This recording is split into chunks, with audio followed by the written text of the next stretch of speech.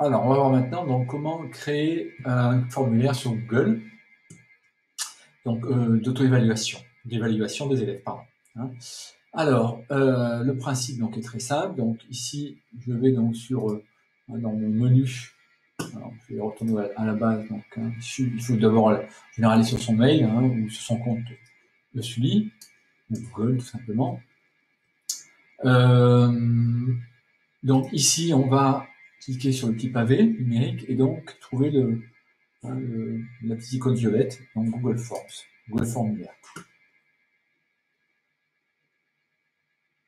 Alors, Google Formulaire, donc, c'est un outil qui permet de créer des formulaires. Donc, alors je vais créer un formulaire vide. Pour commencer, on verra ensuite qu'on peut éventuellement faire des modèles, etc. Mais, donc, je crée un modèle vide, ici. Donc, je lui donne un nom. Je vais l'appeler QCM exemple.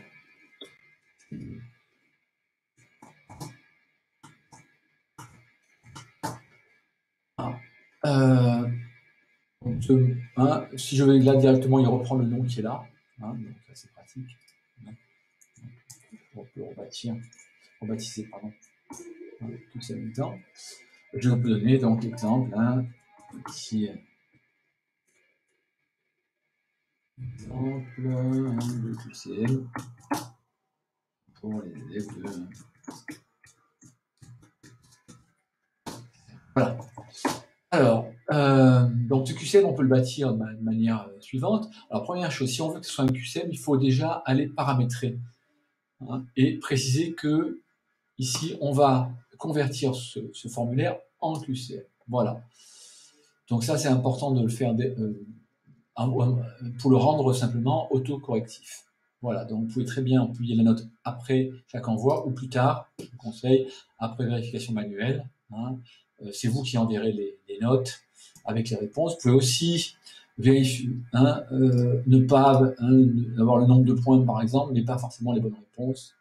Ou bien vous pouvez faire afficher les bonnes réponses ou si c'est de l'évaluation formative, les questions ou réponses incorrectes. Voilà, alors présentation, c'est vous qui choisirez, donc par exemple d'afficher la barre de progression dans le QCM, et puis de trier par exemple les questions modélatoires aussi. Voilà, donc ici vous pouvez mettre un message de confirmation à la fin. Et dans le général, vous pouvez ici demander aussi d'envoyer une copie des réponses à celui qui a. Voilà. Donc toujours, par exemple, si demande une chose. Connexion obligatoire limitée aux utilisateurs de suivi, oui. Donc, je pense que c'est important. Voilà. Et puis, consulter les graphiques récapitulatifs sous forme de texte, par exemple, pourquoi pas, si vous décidez que c'est faisable ou pas. Voilà. Alors, une fois qu'on a enregistré ceci, on peut mettre en forme son questionnaire. Alors, première chose, on peut le rendre un petit peu, changer de couleur. Voilà. On peut aussi, bien évidemment, faire des choses beaucoup plus intéressantes, donc, à savoir, illustrer, par exemple, travailler à l'école, ou bien un truc un peu rigolo, une expérience de jeu, on va mettre une petite image, voilà. Voilà, donc un fond, même si c'est pas très utile, ça peut être amusant de le faire, mais c'est pas très bon pour la concentration des élèves. Mais voilà. Alors, ça c'était les généralités, les petites choses basiques. Mais maintenant, on va voir comment structurer le questionnaire et comment.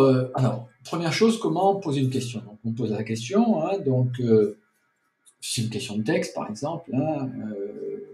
Alors, tu sais, par exemple, sur les questions de cours toutes bêtes, quels sont les outils de formation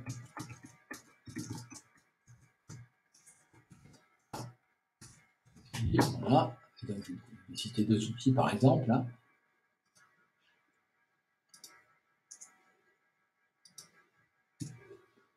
Alors, les TBI, tableau blanc interactif, je vais marquer Classroom et puis aucun. Voilà. Alors, intéressant, c'est que pour chaque réponse éventuelle, vous pouvez aussi mettre des photos.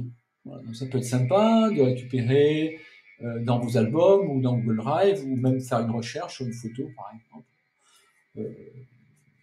Alors, je sais pas, moi, c'est quoi la première réponse? C'était TBI. Je vais chercher un TBI, par exemple.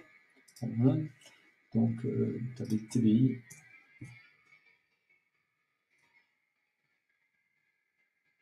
Donc, tableau blanc numérique interactif.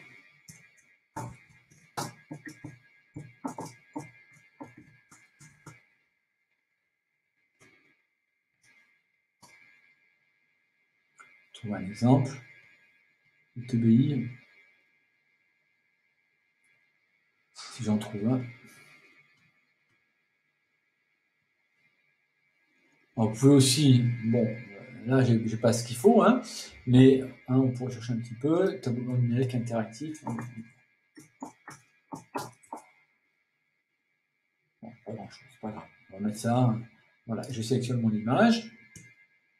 Et donc là, je peux illustrer les éléments de ma réponse probable avec une image, ça peut être un peu plus visuel, un peu plus sympathique. Voilà, alors attention, quand il y a des images, ça passe pas en mail. Hein, voilà, donc moi je conseille de faire simple quand même. Sinon, donc, voilà. Alors maintenant, pour le corriger, puisqu'on a posé la question, hein, on veut que ça soit autocorrectif. Donc, on va cliquer ici donc, sur corriger. Voilà, et on va choisir la bonne réponse. Alors, on va marquer Classroom, hein, puisqu'il n'y a pas de TBI à suivi, et puis on va me donner un coefficient de points. Et voilà, et éventuellement, je peux faire un petit commentaire, bravo, hein, bien évidemment, le TBI. Oui, voilà, c'est bon. Et donc, je enregistre. Voilà. Je peux aussi enlever ce commentaire si je veux ne pas le garder. Voilà. Donc, j'ai modifié ma question. Et donc, je peux voir maintenant que si je teste mon questionnaire, ici, voilà le test de QCM, donc mon mail sera connecté automatiquement. Et quels sont les outils de formation numérique que je suivi? Je choisis ici, par exemple TBI. Voilà. Et donc, je choisis de m'envoyer la copie de la réponse, je vais vérifier. Et donc, ici, quand je valide, j'ai ici, voilà. Donc, j'ai envoyé ma réponse. Aucun, pas de, non. Donc, voilà. Donc, j'ai une réponse ici, donc de Jacques Giraudeau, donc il me dit ici, voilà.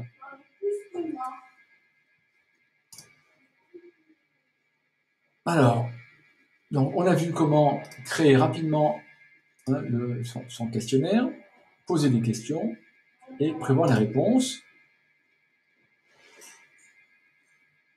Donc, ce qui est important, alors, si je veux rajouter une autre question, donc je rajoute une autre question. Alors, je vais vider les réponses parce que je pense que ça, c'est une chose importante.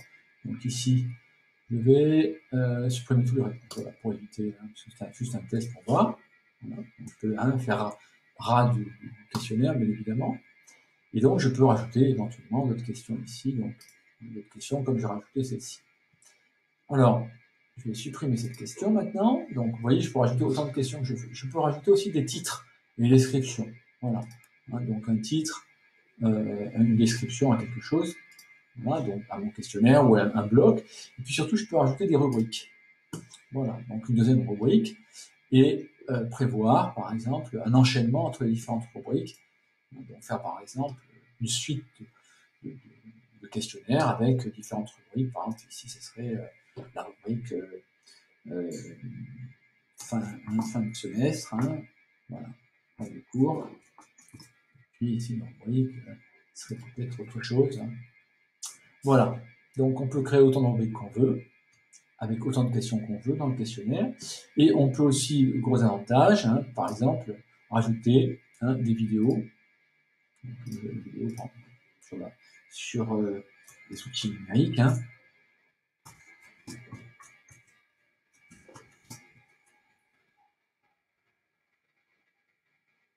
Voilà. numérique et l'éducation. Mon questionnaire.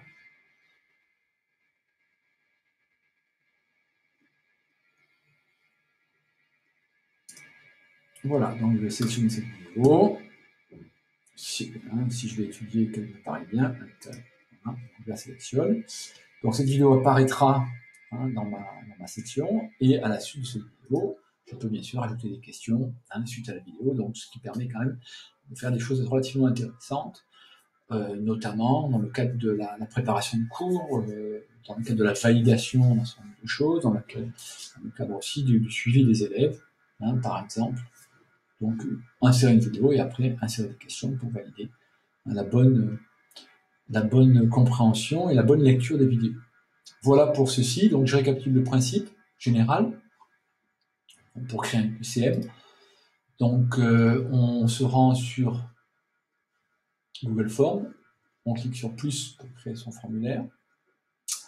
On précise bien dans le formulaire en question, dans les paramètres ici, qui sont là, qu'on a bien affaire à un questionnaire, donc on convertit ceci en questionnaire. Une fois qu'on a créé son questionnaire, on ajoute des rubriques, un titre, on formate un peu la chose. On peut améliorer la présentation via ici les palettes de couleurs ou insérer des fonds. On peut aussi avoir un aperçu du questionnaire assez rapidement. On peut enfin donc ajouter des vidéos, des images, et même dans les éléments de réponse, prévoir des images, par exemple, en association avec les idées qu'on veut présenter, par exemple. Voilà. Alors, juste une dernière chose pour conclure cette petite vidéo. Donc, c'est l'utilisation de ceci. Donc, on peut utiliser. Alors, je vais montrer un exemple de QCM auquel, voilà, de fin de séance, par exemple. C'est un QCM de fin de séance de cours. Donc, j'ai mes réponses ici. Voilà, donc avec des réponses qui sont d'abord des réponses globales, avec les statistiques de réponse. Un petit état statistique qui me dit quelles sont les questions qui génèrent des erreurs. Donc c'est intéressant pour nous, pour avoir un peu de recul sur ce qui est bien passé ou pas. Voilà. Ensuite, des éléments statistiques sur les notes. On voit ici que la médiane est à 8, qu'on est entre 5 et 10. Voilà. On a les scores bien sûr par élève. On a les éléments ici sur d'erreur ou pas d'ailleurs sur les éléments de réponse statistiques. Et puis donc la possibilité enfin d'avoir la possibilité d'exporter ces résultats dans Excel et d'avoir un traitement encore, je dirais, plus fin, plus formalisé encore des réponses qu'on a pu avoir, avec un tri par exemple, si on veut faire des tris sur les erreurs qui ont été faites.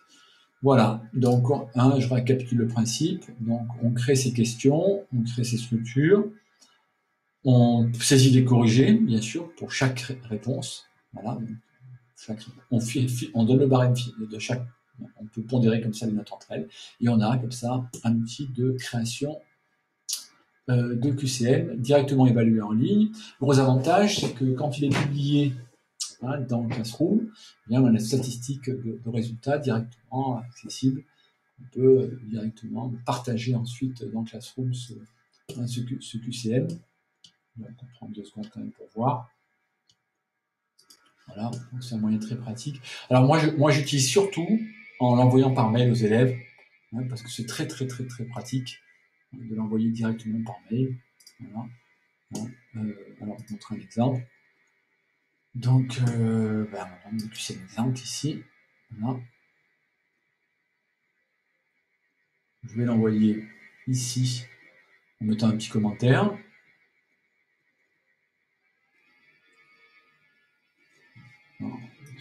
Envoyer. Voilà. Donc via le mail, ma classe par exemple, NRC1.